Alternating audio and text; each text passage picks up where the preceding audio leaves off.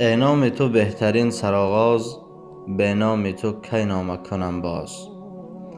نصیحت برادرانه به کسانی که نوارهای فحش تماشا میکنند. آیا میدانی که تماشای نوارهای فحش از جمله گناهان کبیره به حساب می رود؟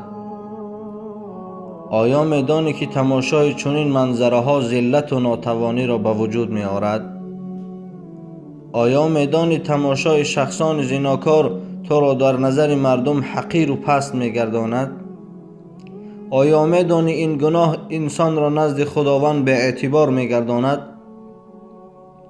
آیا میدانی تماشای چنین منظره های فحش در دل تو از کمترین چیزها وهم و ترس را پیدا می سازد؟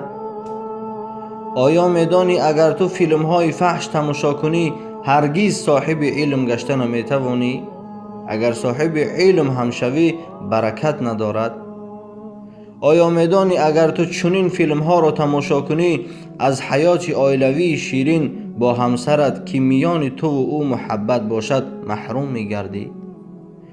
آیا میدانی وقتی تو به چنین عمل زیش دست میزنی حتما بندگان صالح خدا تو را بد میبینند، حتی اگر به آن عمل بدت را قصه هم نکرده باشی؟ آیا میدانی اگر از عمل زشت توبه نکنی حتما قیمت آن را بسیار گران پرداخت میکنی؟ آیا راضی هستی که هنگام تماشای چنین نوارهای فحش خبر مرگ یکی از دوستانت به گوشت رسد؟ آیا میدانی شاید خداوند از سختی و زشتی این عملت احتمال دارد که تو را به زمین فرو برد؟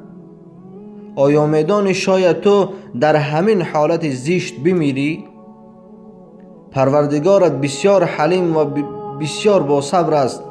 اگر تو را در حال جزا نمیدهد فریفته نشو، زیرا اگر توبه نکنی حتما دیر یا زود جزای کرده‌ات را میبینی.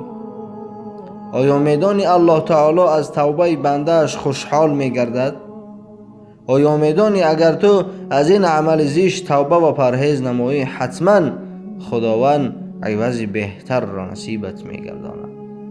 پس از درگاه خداوند دعا میکنیم که پروردگار خاصتا جوانها را چشمهاشون از نظر کردن چنین نوارهای فحش نگه بدار.